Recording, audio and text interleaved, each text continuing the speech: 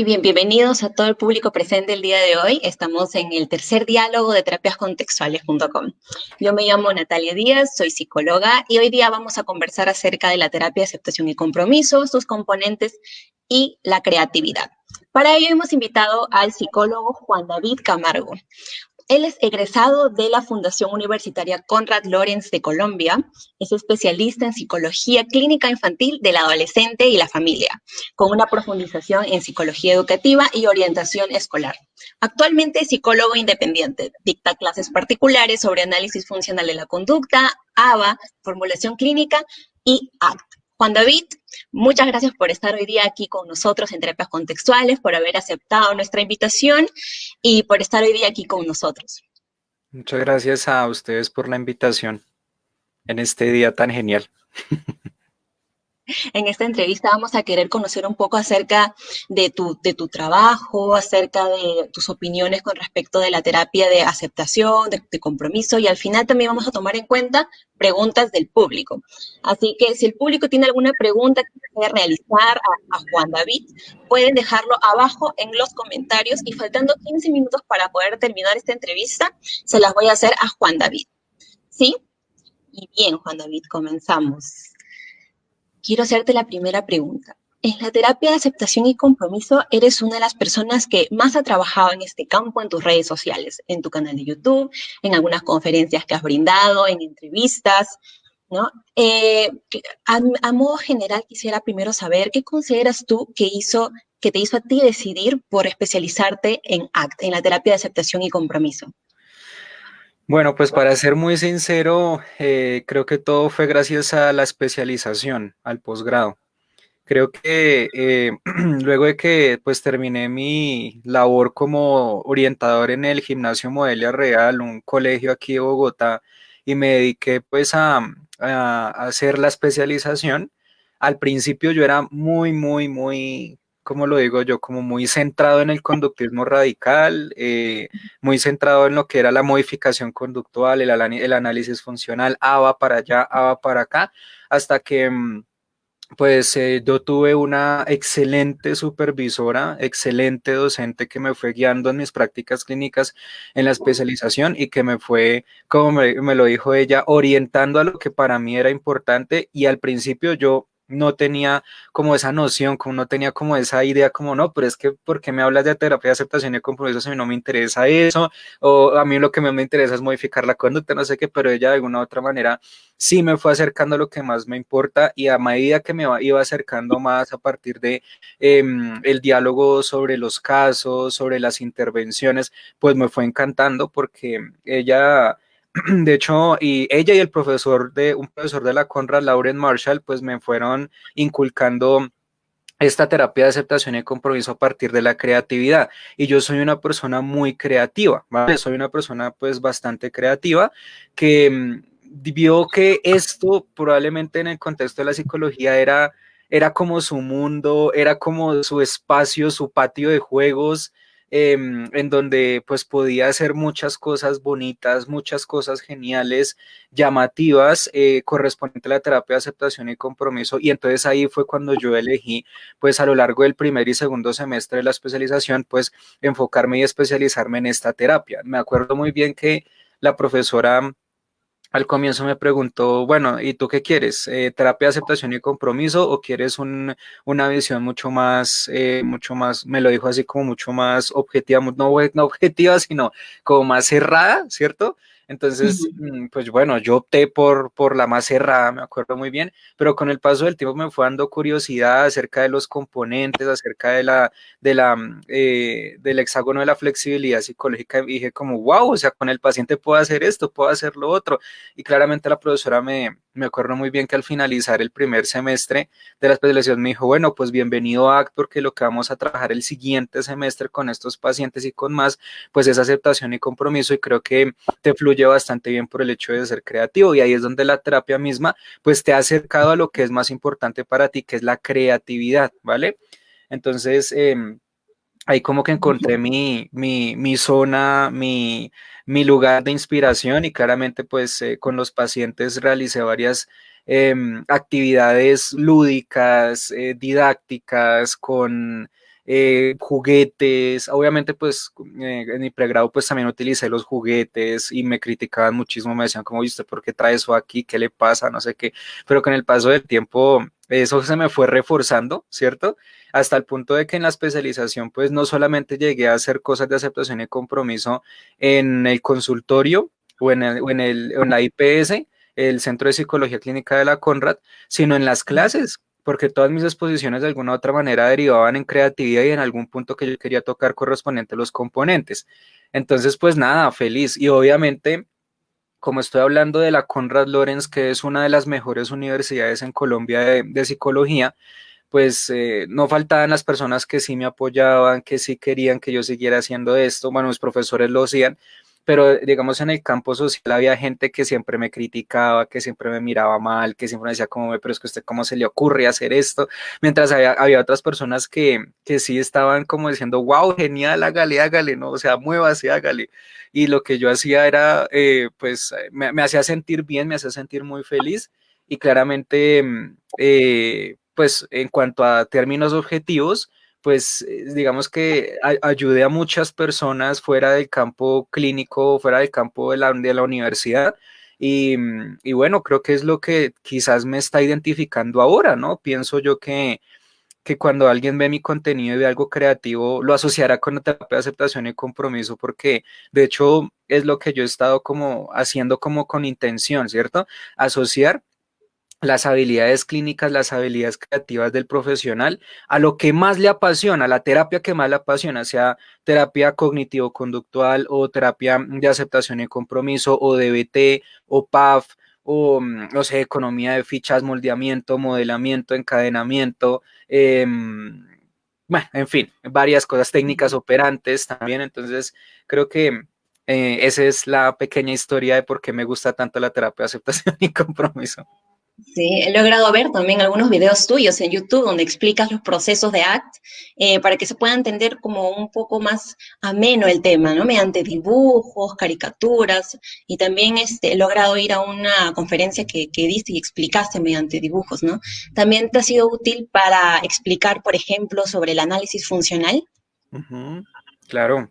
Una cosa muy importante que hay que tener en cuenta es que quien estudia AC, pues debe estudiar el análisis funcional y mis estudiantes de las clases particulares lo saben.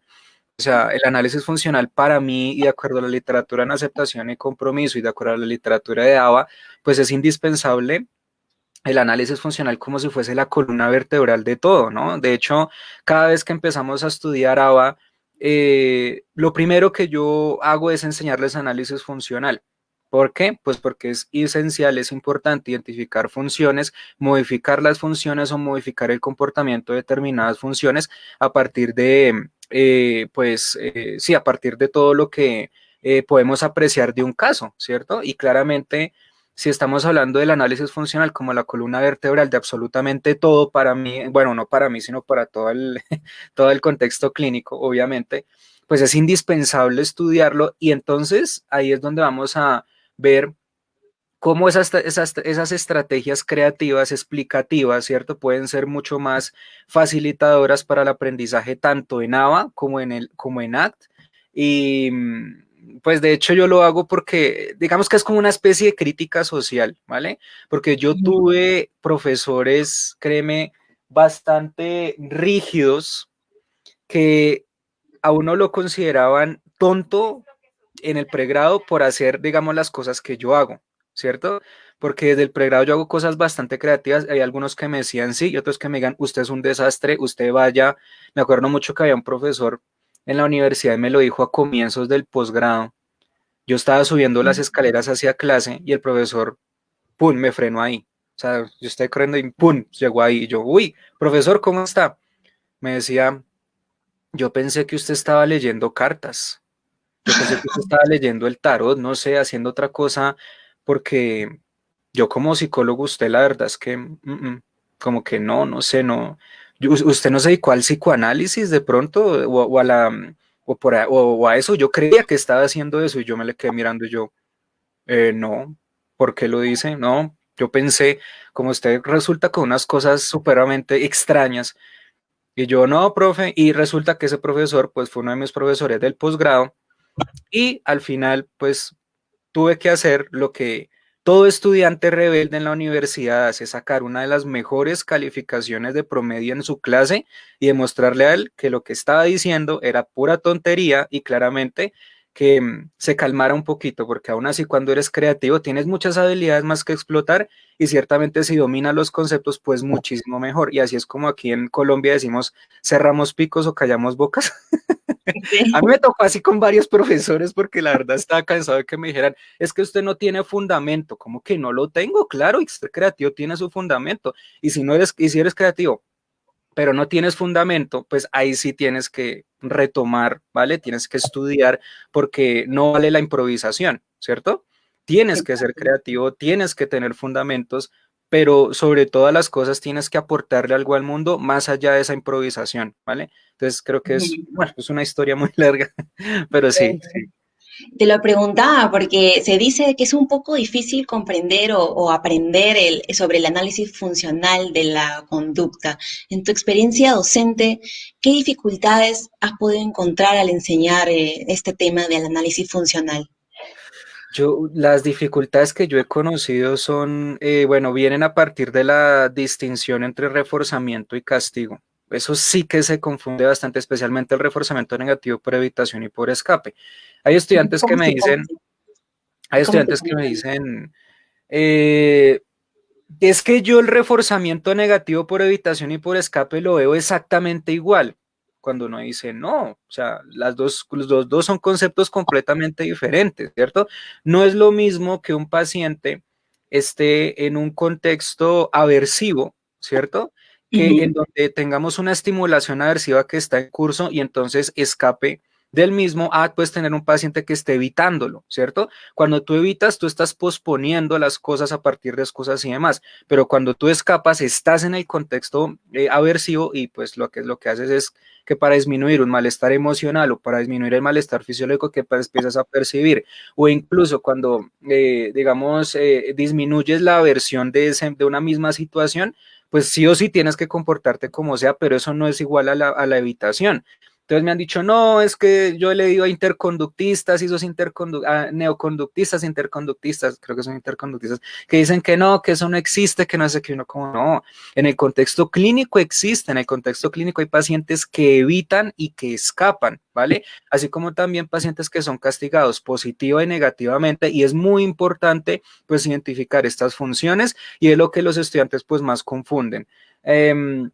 Otra de las cosas que más confunden son las respuestas fisiológicas cognitivas y motoras. Yo les digo, las respuestas fisiológicas son distintas a las cognitivas, pero me dicen, Juan, ¿pero por qué son distintas?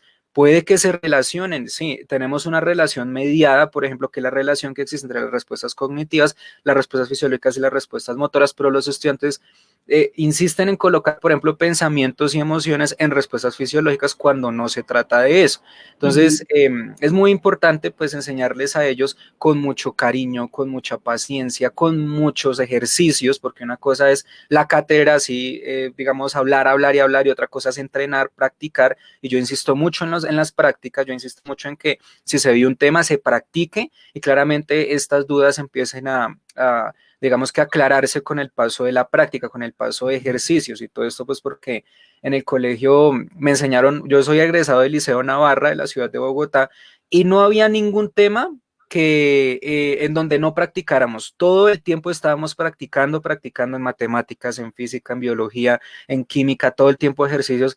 Pues claramente yo adapté esto aquí digamos que a mi propuesta educativa y creo que esas confusiones pues se han, digamos que, alentado un poco, ¿cierto? Eso dependerá bastante del estudiante y que de alguna u otra manera se alienta no solamente con los ejercicios hechos en clase, sino también con tareas que pues pueden ser de dos tipos, ¿no? Las tareas objetivas en donde tienes que analizar un caso y hacer el análisis funcional y otras pues son las tareas creativas en donde pues está el servicio de lo que sería el laboratorio virtual de aceptación y compromiso de mi canal de YouTube, en donde los estudiantes hacen trabajos creativos correspondientes a análisis funcional o a conceptos de análisis conductual, de análisis conductual aplicado, así como también de ACT y asimismo pues ellos empiezan a estudiar los temas y a cambiar el chip, a cambiar de perspectiva. Yo podría entender yo podría entender ACT de una manera completamente diferente, de una manera creativa, conectada con mis valores, con lo que es importante para mí,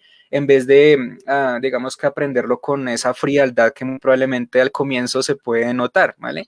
Entonces, digamos que esos conceptos, pues se trabajan tanto con la creatividad como con la teoría, con los libros en la mano, que también se los doy a ellos para que estudien y basados en esos libros, pues hagan sus trabajos creativos y los publiquen en redes sociales con el fin de divulgar científicamente, así como yo empecé, así. Entonces, creo que sí son las dificultades que más tienen en cuanto a términos de, digamos, términos generales. De resto son chicos muy, muy listos, muy pilos. Yo sí he estado feliz, llevo 2 años en esto y créeme que he estado muy feliz y muy contento porque sí han aprendido, sí se han llevado cosas muy importantes y esas dudas pues se disminuyen, se alientan bastante, a decir verdad.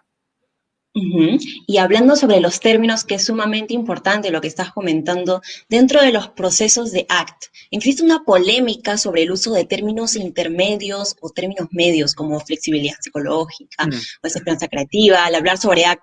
¿Cuál es tu postura ante ello, ante el uso de términos intermedios? mm, bueno, los términos intermedios, dame un término intermedio. Por ejemplo, flexibilidad psicológica, ¿cierto? Claro. Ujú. Bueno, yo la verdad soy de las personas que piensa que los conceptos, siempre y cuando deben estar estudiados y denotados científica y teóricamente, pues deben seguirse investigando, ¿cierto? Deben, a pesar de verse en las aulas, pues deben pues tener varias investigaciones correspondientes a su profundización y a su validación. Pero hombre, llevamos bastante tiempo en el uso de estos términos que yo consideraría importantes todavía y en vez de aislarlos, pues verlos, ¿cierto? Conocerlos, interesarse por el concepto para que en un contexto investigativo yo pueda cuestionar su utilidad o su existencia, pueda defender a la misma y personalmente yo estaría en el punto de defender. ¿Vale? Defiendo lo que sería el concepto de flexibilidad psicológica, defiendo lo que sería la habitación experiencial, defiendo muy probablemente las posiciones en donde nosotros como psicólogos no solamente debemos trabajar correspondientes a las etiquetas, sino a la conducta, al cambio, a la modificación medioambiental, claramente.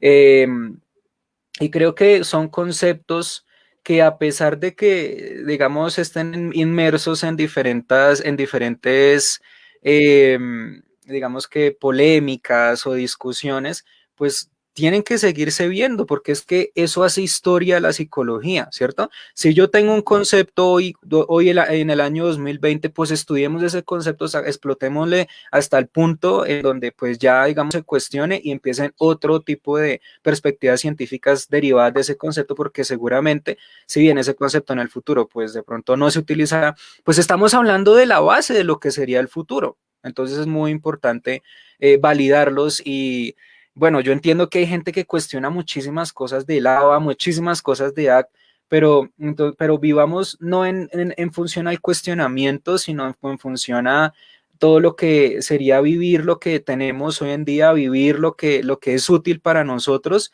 y ya veremos si con el paso del tiempo nos podemos actualizar más como personas, como científicos, como psicólogos, para incluso tener un argumento muy importante y con peso para decir, ya no utilizamos este concepto. Porque si bien yo conozco la historia de este concepto, también conozco, si bien conozco su inicio, conozco su final y ahora te voy a enseñar cosas nuevas derivadas de ese concepto que ya no se utiliza hoy en día. Es mejor que andar con una posición arrogante y decir, no, eso no existe.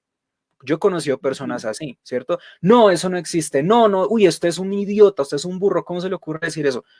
Pero ¿por qué entonces no me enseñas la historia de determinado concepto desde un comienzo hasta un fin? ¿Por qué me tienes que tratar así cuando yo todavía lo estoy utilizando? Y si bien sé que hoy en día no se está utilizando, ¿por qué me tienes que decir las cosas así? ¿Por qué me tienes que escribir un comentario en Facebook diciendo que yo no sé nada cuando la idea es que tú, pues, te vincules a un proceso educativo conmigo, así no seas docente y seas un psicólogo, yo también tengo derecho a saber lo que tú sabes, ¿vale? También tengo derecho a saber lo que tú manejas de una manera empática, espero, ¿cierto? Y asimismo, pues, digamos que saber corregir en vez de herir con empatía y con asertividad, pues saber digamos que manejar ese concepto y si bien ha tenido un fin, pues explicar el comienzo y el fin del dicho concepto. Yo sé que hay gente que dirá que no, que qué me pasa, pero creo que es mi punto de vista. Ujú. Entonces, hablando sobre los procesos que se encuentran en ACT básicos que nosotros conocemos, ¿no? Como de fusión, etcétera. Hablando de los procesos, ¿cómo tú, en tu experiencia, cómo definirías qué es en realidad entonces un proceso básico? ¿Cómo es que se da? ¿Cómo es que funcionan estos? En cuanto a mi punto de vista, son habilidades. Yo veo cada componente o cada proceso de aceptación y compromiso como una serie de habilidades orientadas a la flexibilidad psicológica. Y es muy importante que el terapeuta no solamente las aborde o las abarque en todo el proceso clínico, sino que también las interiorice, ¿no? Yo pensaría que yo soy de las personas que piensan, y mis estudiantes también lo saben, incluso las personas que de pronto me ven lo saben, que si has de aplicar aceptación y compromiso, primero tienes que aplicártela tú mismo, ¿vale? Primero tienes que vivir cada proceso, tienes que vivir cada componente y así ir en conexión y obviamente en coherencia, ¿cierto? En coordinación con el paciente, porque sabemos que es una terapia que no es fácil, que es muy, muy difícil, que es muy complicada, la aceptación requiere tiempo. Y si nosotros no nos enteramos del efecto emocional y psicológico de esta terapia, pues difícilmente estaremos haciendo un buen trabajo, ¿vale? Porque Ujú. debemos primero entrar en contacto con dichos procesos, con dichos componentes, para que nosotros podamos, pues, entender qué se siente, aplicarlos y qué tan fácil puede ser. Eh, Ahora bien, también pienso que estos procesos, además de ser habilidades, también resultarían siendo lecciones, creería yo, ¿cierto? ¿Cómo Lecciones se- para la vida. La difusión es una lección para la vida. Eh, la clarificación de valores, la matriz de, hombre, por supuesto, porque te enseña a reconocer a lo que te estás acercando y a lo que te estás a lo que te está alejando, lo que te estás distanciando y todas aquellas conductas evitativas que de alguna u otra manera estás llevando a cabo y que te están distanciando cada vez más de lo que tú quieres. Son lecciones, son habilidades, son, de hecho, formas educativas que yo sigo insistiendo deberían verse en las aulas escolares, tanto en la primaria como en la secundaria o en la universidad. Yo soy de las personas que piensa que si un buen orientador llegara a conocer la terapia de aceptación y compromiso y la llevara como materia, como asignatura a los contextos educativos, me van a decir loco, no me importa, pero me van a decir muy extremadamente soñador, o como me lo dijo este profesor de las escaleras, me lo dijo alguna vez, usted es muy inocente, me van a decir inocente, pero yo pensaría que con el paso del tiempo, si se adapta esto como una asignatura, eh, mira, yo pensaría que los casos de autolesiones disminuirían.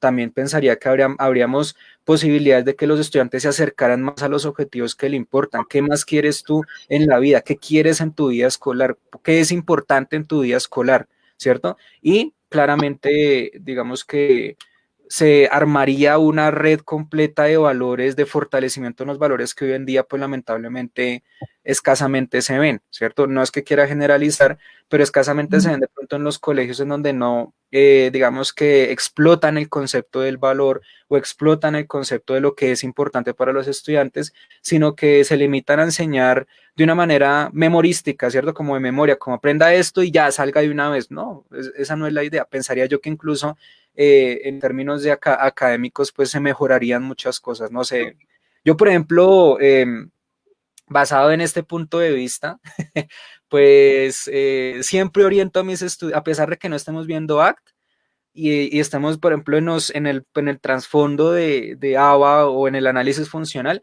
pues siempre los oriento a lo que es más importante. ¿Qué es más importante para ti? ¿Cierto? Y creo que en base a esto, pues se van educando de una manera mucho más flexible.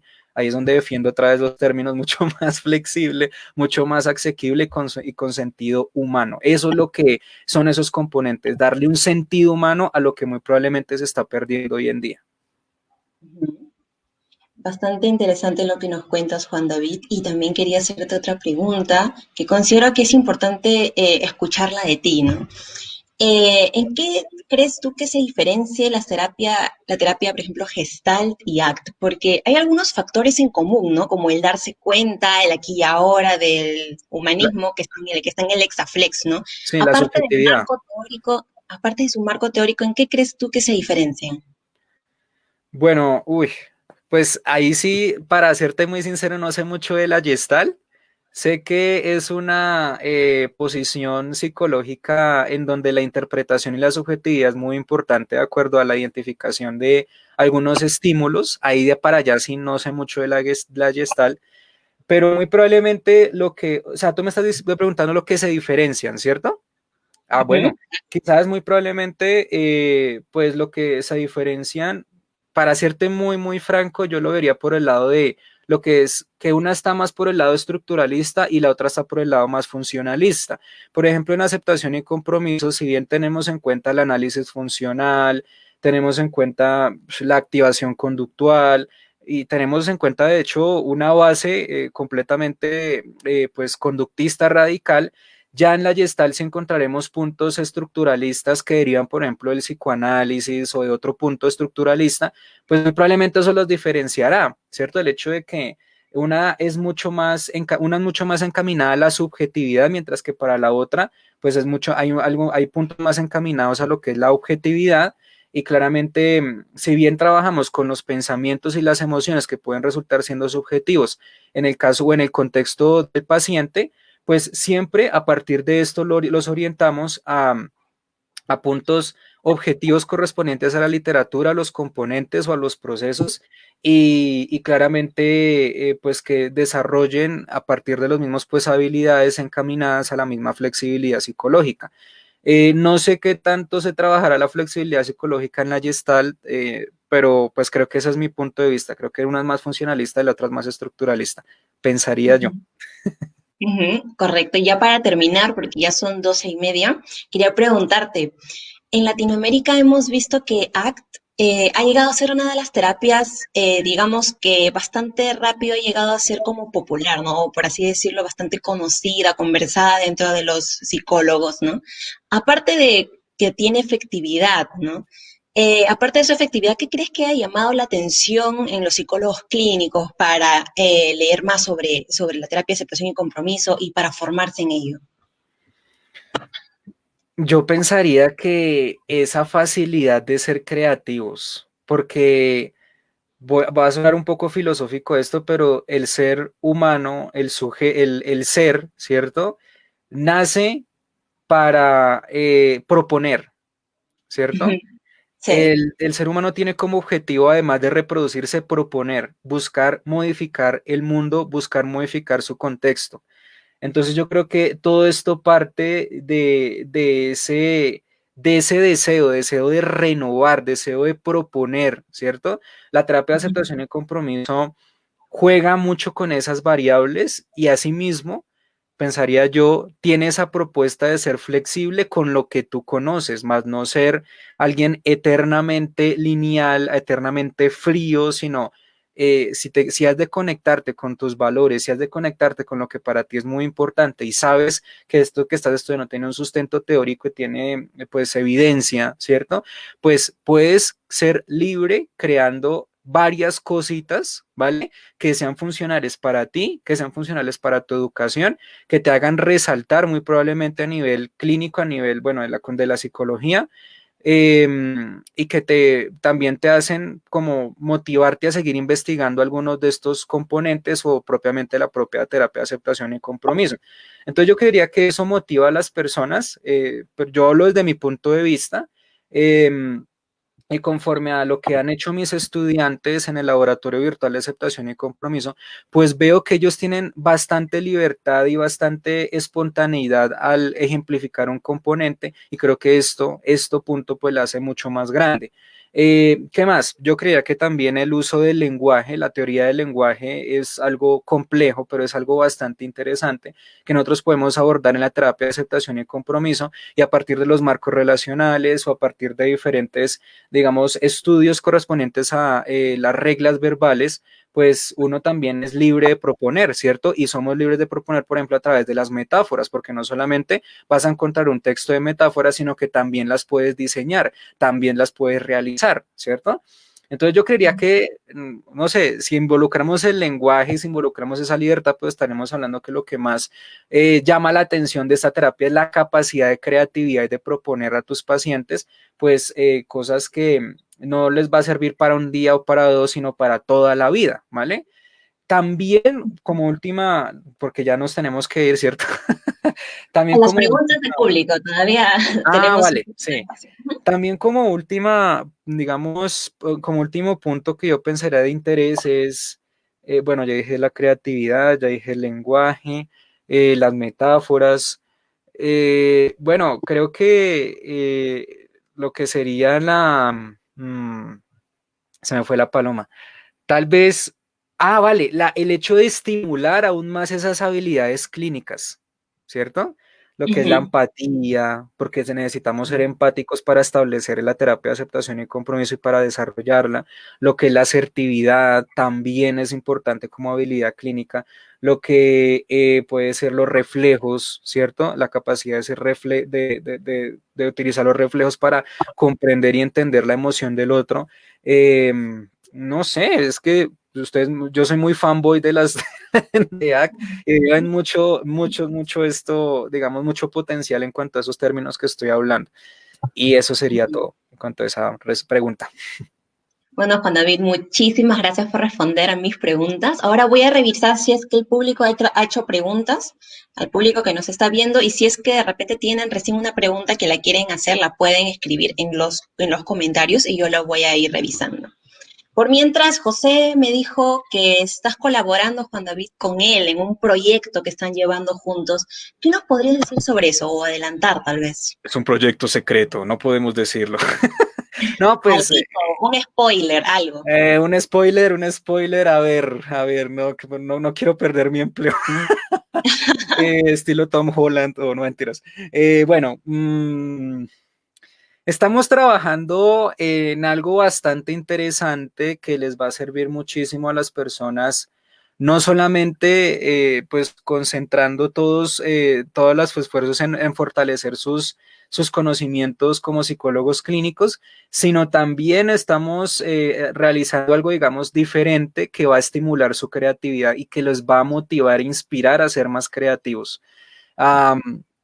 Es un proyecto muy bonito educativo, ¿cierto? Que de alguna u otra manera trasciende con esa misma creatividad, pero sobre todo un proyecto que se hace con todo el ánimo de inspirar a las personas a que no se queden en un solo punto, sino en varios puntos y se animen a estudiar todos los días y se animen a tomar las clases, los talleres todos los días. Y bueno, creo que José y yo somos un equipo en donde digamos que coincidimos en muchas cosas y en esas cosas, entre esas cosas pues coincidimos justamente en esto que yo estoy diciendo. No les puedo decir nada más. Lo único que sé es que me estoy divirtiendo mucho haciéndolo, la verdad. Ujú, correcto. A ver, Juan David, acá tenemos una pregunta de parte de Esteban Moreno. Le voy a poner. Nos dice, muchas gracias, Juan. ¿Cuáles serían tus recomendaciones acerca de libros base en ACT? Uy, yo para memorizar títulos de libros difícil, pero yo tengo aquí una listica. Si me permiten un momentico, yo Claro. les puedo dar la listica. Ay, qué pena. Si es que yo para memorizar libros, lo siento, qué pena. Y dirán, uy, qué tipo tan inculto. No, o sea, por acá los tengo y no crean que yo los leo. Muestra a ver. Vamos a ver. Ay, yo estoy ciego. Aquí está. Lecturas. Vale. A ver, por aquí tenemos una de David Miller. No, esperen, esta no. No, esta no, perdón. David Miller no. Vamos con, a ver, esta. Bueno, hay una revista, ¿cierto? Combinando la terapia de aceptación y compromiso con la terapia de interacción padres e hijos en un niño con graves problemas de conducta. Puede ser un buen texto que pueden abordar. De hecho, se encuentra también en internet. Naturalmente, el de David Barlow, dice Psychological Disorders Clinical Handbook, ese también es muy bueno para abordar pues el apartado de todos los, digamos que, aspectos clínicos a saber correspondientes a las terapias. También tengo uno DBT Skills in Schools, también me parece muy bonito, ¿cierto? Muy interesante. Por aquí tenemos vamos a ver, un texto de Luciano que dice dificultades y barreras de la terapia en el aprendizaje de la terapia de aceptación y compromiso de Carmen Luciano, que me parece también un muy buen texto para que lo tengan presente. Creo que también está en internet. Todo el día se está filtrando en internet, así que aprovechen. Ujú. Por aquí, uy, este. Terapia de aceptación y compromiso, un tratamiento conductual orientado a los valores de Kelly G. Wilson y Carmen Luciano. Tenemos también a la señorita Luciano acá y por aquí yo saqué uno la última vez. Por aquí, esperen un momentito porque creo que lo guardé por aquí. Ya les he dado varios libros ahí, pero bueno, vamos a darle uno más. Eh, A ver, un hito más un hito más. para pasar a la siguiente pregunta. Guía de actividades. Bueno, eso no, eso es un artículo. ¿Dónde están? Bueno, pueden ser esos, aunque hay uno que yo saqué la última vez. No sé si por acá estará. Bueno, en principio lo que es Cooper, Heron y Hayward, análisis aplicado de conducta, también es imprescindible, es muy importante que ustedes lo estudien también, si quieren también estudiar como algo adicional también. Por acá lo tengo, por acá lo tengo. No, este no. No, se me fue. El texto es un texto que tiene como portada la brújula. No sé, ese es bastante popular. No sé, ¿tú tienes el nombre del libro? Ese también lo he leído, pero no lo encuentro aquí. O de repente lo podemos dejar después en los comentarios, porque el video se va a quedar, así que no hay ningún problema. Y podemos pasar a la siguiente pregunta Vale. para ir aprovechando el tiempo. A Sí. ver, tenemos esta pregunta de Maximiliano Ziegler. Dice, buenas tardes. ¿Cuáles son las bases metodológicas y las premisas básicas de la terapia de aceptación y compromiso que la diferencian de la terapia cognitivo-conductual? ¿Y con qué pacientes es recomendable su aplicación? A ver, pues la terapia de aceptación y compromiso comenzó con la terapia cognitivo-conductual. Eso sí es algo importante tener en cuenta. El origen de la terapia de aceptación y compromiso es la terapia cognitivo-conductual. Sin embargo, lo que la diferencia es que nosotros no nos quedamos con el hecho de modificar pensamientos para modificar conducta, ¿cierto? Que creo que es la base fundamental de la TSS. Si tú modificas pensamientos y emociones o algún pensamiento negativo lo reemplazas por uno positivo, pues puedes modificar la conducta. Por ejemplo, eso se hace en desensibilización sistemática o en exposición prolongada, por ejemplo. Muy probablemente lo que la diferencia es el contacto con los valores, el contacto con lo que, con lo que para la persona es importante. Digamos que el hecho de centrarse en los marcos relacionales y en cómo a través del discurso yo puedo llevar a que el paciente tome decisiones correspondientes a pues su malestar, pues puede notar la gran diferencia, ¿cierto?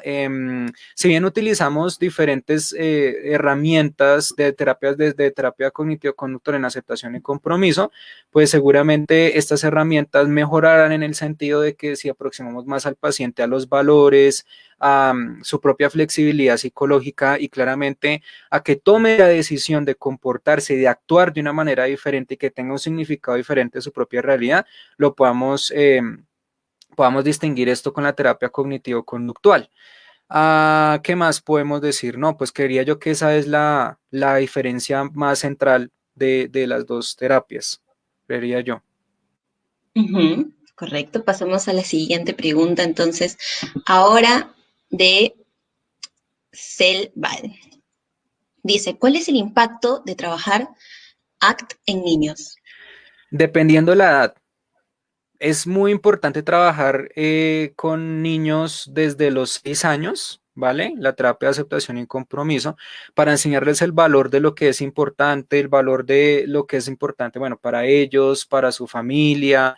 Creería yo que también es impactante trabajar en el sentido del mindfulness con los niños. Hay bastantes metáforas, hay bastantes recursos, de hecho por ahí mencioné uno, de cómo nosotros podemos abordar la terapia de aceptación y compromiso correspondiente al mindfulness, ¿vale? Ah, vale, esa es otra de las cosas que la pueden diferenciar de la terapia cognitivo-conductual. Estamos hablando de una terapia que tiene bases en el budismo, ¿sí o no? En todo esto del budismo, obviamente, pues yo, para ser muy sincero, no he visto literatura de TCC en cuanto a budismo, eso yo creería que lo diferencia en términos muy grandes.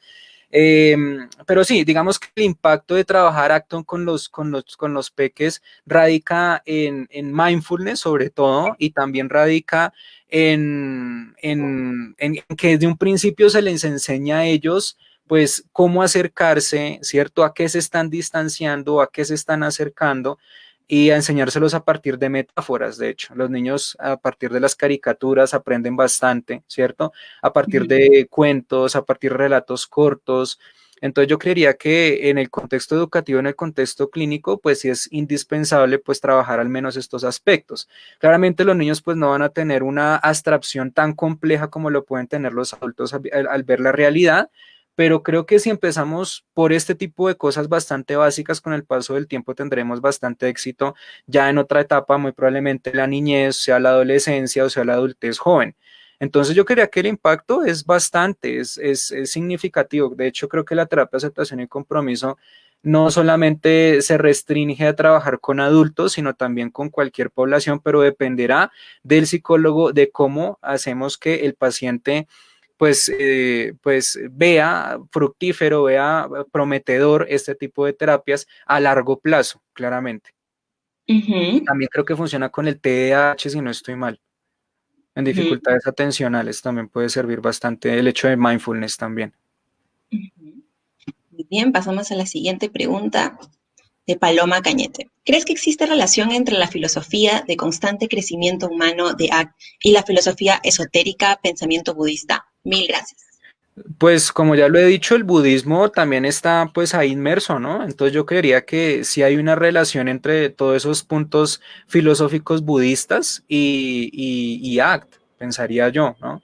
Solo que digamos que el psicólogo clínico no solamente debe restringirse o debe limitarse a pues aplicar budismo, ¿cierto? Que la meditación no sea solamente el único punto de partida, sino que sea digamos que la meditación sea como una herramienta más, o sea, una forma de proceder más a la terapia de aceptación y compromiso.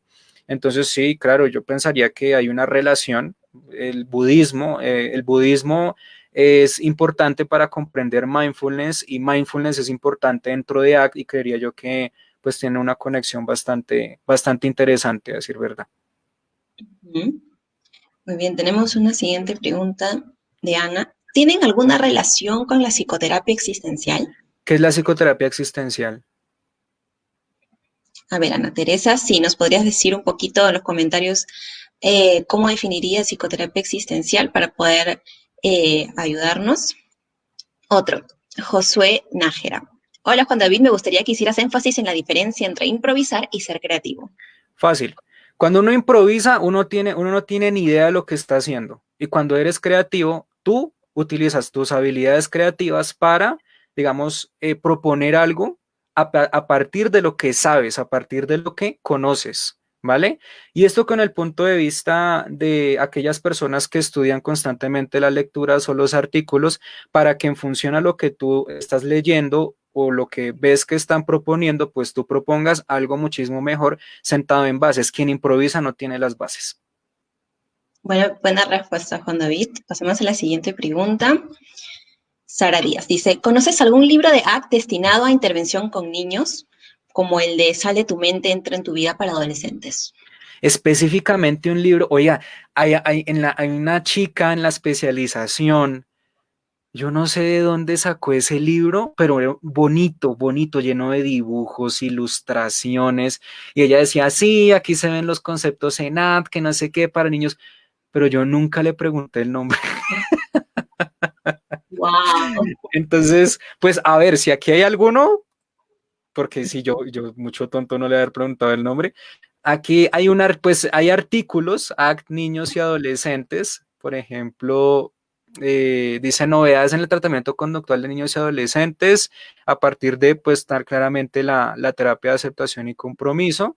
También hay también en infancia, dice aplicación de terapia de aceptación y compromiso en trastornos de ansiedad en la infancia, un caso de fobia a la oscuridad, me parece también interesante. En ACTI adolescentes también tenemos un recurso, dice terapia de aceptación y compromiso grupal para adolescentes con dificultades de regulación emocional. Entonces yo creería que literatura sí hay, y hay bastante, ¿cierto? Pero no me acuerdo de ese libro que era tan bonito, ¿verdad? Era un libro muy lindo que no sé por qué ni le pregunté. Ah, porque de pronto no me caía muy bien esa chica en la especialización, no me acuerdo. Pero sí, no le pregunté. Pero sí, claro, ahí hay libros, ahí hay libros. Bien, pasamos ya a las últimas preguntas por temas de tiempo. Jan dice, saludos, me gustaría saber cómo definiría la creatividad.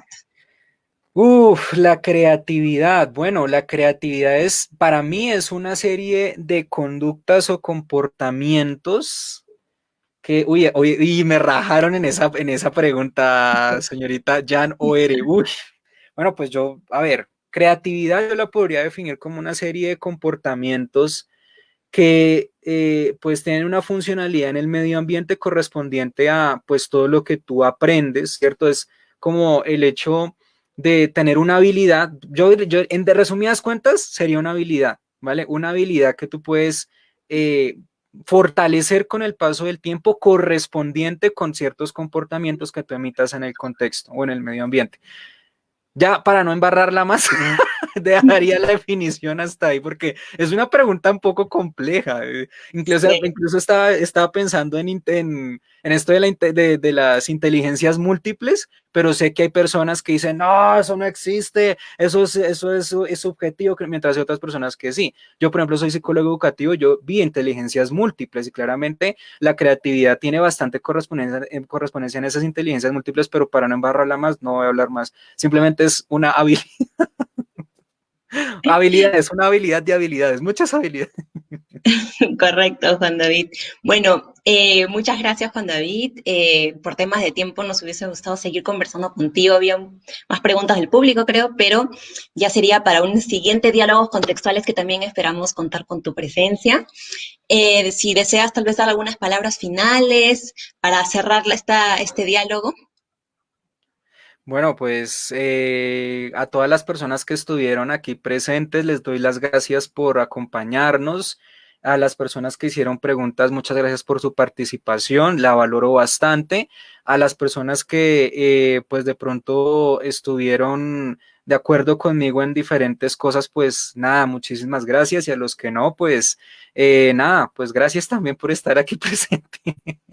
De todas maneras, la invitación para mí en esta entrevista es la misma que yo les hago a mis estudiantes y es que si tú estás estudiando algo, ¿vale? Que si tú estás viendo algo correspondiente a psicología, estúdialo a fondo, aprende con humildad, aprende con sencillez y si tienes las ganas de proponer algo a partir de lo que estás estudiando, hazlo sin ningún problema porque el mundo necesita personas creativas correspondientes a esa habilidad y habilidades que me quedé pensando en esa pregunta y claramente que esas propuestas sean siempre para el bien de la humanidad y para inspirar a más profesionales a ser cada vez mejores, a ser cada vez humanos, a ser cada vez más creativos y a que no se limiten a, como yo lo dije en el pregrado alguna vez, a que el conductismo se viera como una alcoba blancuzca, incolora, cuadrada, ¿no? Eso uno puede modificar eso siempre y cuando uno lo decida, ¿vale? Muy importante tener eso en cuenta y bueno, pues está la invitación de mis clases particulares, de mis clases personalizadas. Son unas clases muy bellas en donde hemos tenido unos resultados muy buenos, unos resultados efectivos.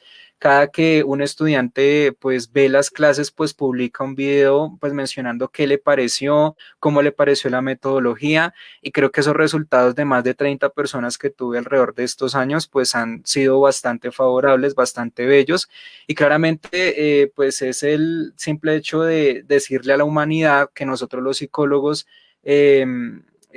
podemos hacer muchísimas cosas interesantes dentro de nuestra profesión y bueno, creo que esa es la invitación a inspirar cada vez más a las personas a que estén en contacto con sus valores, que estén en contacto con sus creencias, que estén en contacto con su creatividad para que aporten cada vez más cosas bellísimas a la humanidad. Eso es como las palabras. Entonces, si tenemos la disposición, podemos hacer muchísimas cosas geniales, muchas cosas geniales. Muy bien, Juan David. Coméntanos cómo te pueden seguir en redes sociales para llegar a tus clases. Bueno, pues me pueden seguir a través de Facebook, Juan David Camargo Reyes, entre paréntesis, análisis conductual aplicado, o me pueden seguir en el grupo de estudio de, ¿cómo se me olvidó? Ay, porque a mí se me olvida el nombre de mi propio grupo de estudio, Virgen Santísima. Tú que estás en el grupo, me lo podrías recordar. Se llama... Ay, perdón. Creo que lleva tu nombre. Sí, claro, pero hay que decirlo completo, hay que decirlo completo. Dios mío, es que yo estoy como en esa edad donde estoy olvidando muchas cosas, me perdonarán, seamos pacientes. Ay, Análisis conductual aplicado PS. Juan David Camargo, ajá. Y en Instagram, Ándale. pues sería Juan Raya al Piso, David Raya al Piso, Camargo, Raya al Piso, Reyes, si no estoy mal, ¿vale? Entonces, nada, pues las personas que me contacten, pues tienen completa libertad de preguntarme sobre el proceso educativo de las clases personalizadas.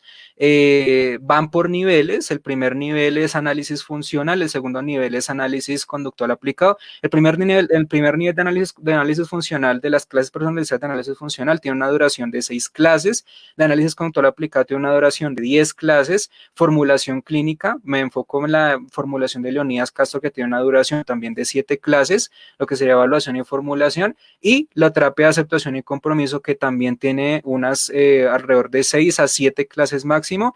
Los precios son bastante económicos, he sido tremendamente criticado, por eso me han dicho como, no, pero es que usted, ¿por qué no cobra? Si usted debe cobrar bien, pues no sé qué. Pero yo digo, bueno, sí, pero pues de pronto un precio flexible y asequible para todo el mundo tampoco está tan mal, ¿no? Entonces, digamos que es una propuesta generosa para las personas que quieran fortalecer sus conocimientos y que nada, pues yo siempre voy a estar a la disposición. Es lo que he llamado la Escuela de Refuerzo en Psicología Clínica y está el servicio, está la orden de todos y también las aulas virtuales en análisis funcional, en análisis conductual aplicado, en formulación clínica y en terapia de aceptación y compromiso, que son los virtuales en donde una vez tú accedes para toda la vida permanentemente por $10 no más, ¿vale? Con actualización de videos exclusivos, de clases exclusivas que quedan grabadas y que las personas las pueden descargar, así como también la biblioteca digital y otra serie de ventajas, ¿vale? Y también supervisión. Entonces, pues nada, esa es como la invitación y que pues nada, que gracias por su atención y por escucharme. Muchas gracias a ti, Juan David. Y ahora vamos a esperar la siguiente entrevista con Karemi Rodríguez. Con Juan David ha sido por hoy todo, chicos. Hasta luego, Juan David. Nos vemos en una siguiente ocasión. Hasta luego, muchas gracias, muchísimas gracias. Muy bien, ahora chicos me toca enseñarles una propuesta que tengo, una oferta. Vamos a ver cómo comparto la pantalla. Bien.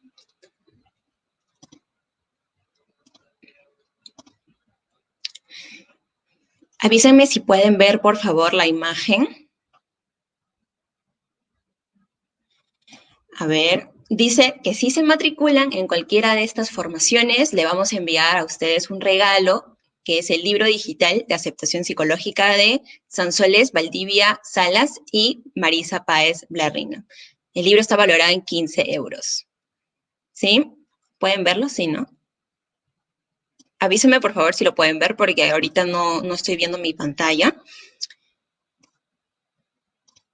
Y la siguiente es que si adquieren cualquiera de estos cursos, les vamos a enviar de regalo el libro en formato digital Análisis Funcional de la Conducta Humana de la doctora Jesús Froxán Parga, que está valorizado en 29 euros. Así que chicos, no se pueden perder esta oportunidad. Es una de las pocas, casi nunca se dan, así que aprovechen, corran y inscríbanse en cualquiera de estos cursos que estamos ofreciendo en terapiascontextuales.com. Conmigo ya también ha terminado la sesión por el día de hoy y nos estamos viendo el día de mañana conmigo y la siguiente hora con la psicóloga Karemi. Ha sido un gusto, chicos, nos estamos viendo.